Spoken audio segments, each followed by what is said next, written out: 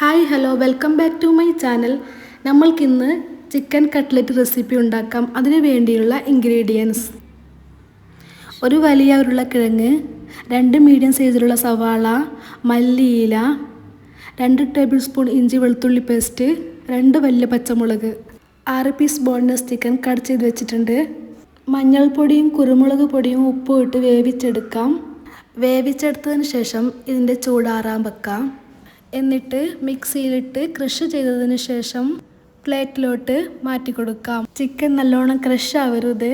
അതിനുശേഷം പാനിലേക്ക് 3 table spoon oil ചേർത്തതിന് ശേഷം സവാളയും ഉപ്പും ഇട്ട് വഴറ്റുക. ഗോൾഡൻ കളർ ആകുന്നത് വരെ വഴറ്റണം. പച്ചമുളകും ഇഞ്ചി വെളുത്തുള്ളി പേസ്റ്റും ഇട്ട് കൊടുത്ത് പച്ചമണം മാറുന്നത് വരെ വഴറ്റിക്കൊടുക്കുക. എന്നിട്ട് മഞ്ഞൾപ്പൊടി, ജീരകം, ചിക്കൻ മസാല ഇട്ട് മിക്സ് ചെയ്യുക. ക്രഷ് ചെയ്ത ചിക്കനും വേവിച്ചെടുത്ത ഉരുളക്കിഴങ്ങും മല്ലിയിലയും ചേർത്ത് കൈ കൊണ്ട് മിക്സ് ചെയ്യുക. ഉരുളക്കിഴങ്ങ് നല്ലോണം വെന്തു പോകാൻ പാടില്ല. ഇതൊക്കെ ഇടുമ്പോൾ ഗ്യാസ് ഓഫ് ചെയ്യാവുന്നതാണ്. എന്നിട്ട് ഇതിലേക്ക് ബ്രെഡ് ക്രംസ് ചേർക്കുക.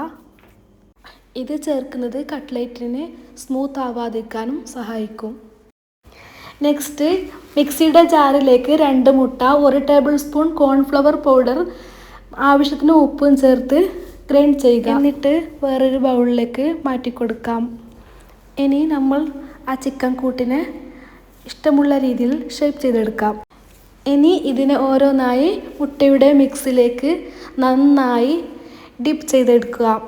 ഇനി ഇതിനെ ബ്രെഡ് ക്രംസിലേക്ക് നന്നായി കോട്ട് ചെയ്തെടുക്കാം. നെക്സ്റ്റ്, ഇനി ഓരോന്നായി മീഡിയം ഫ്ലെയിമിൽ വെച്ച് പൊരിച്ചെടുക്കാം. അങ്ങനെ നമ്മുടെ ചിക്കൻ കട്ട്ലറ്റ് റെഡി ആയിട്ടുണ്ട്. എല്ലാവർക്കും വീഡിയോ ഇഷ്ടമായെന്ന് വിചാരിക്കുന്നു. എല്ലാവരും സബ്സ്ക്രൈബ്, ഷെയർ, ലൈക്ക് ചെയ്യുക. Thank you.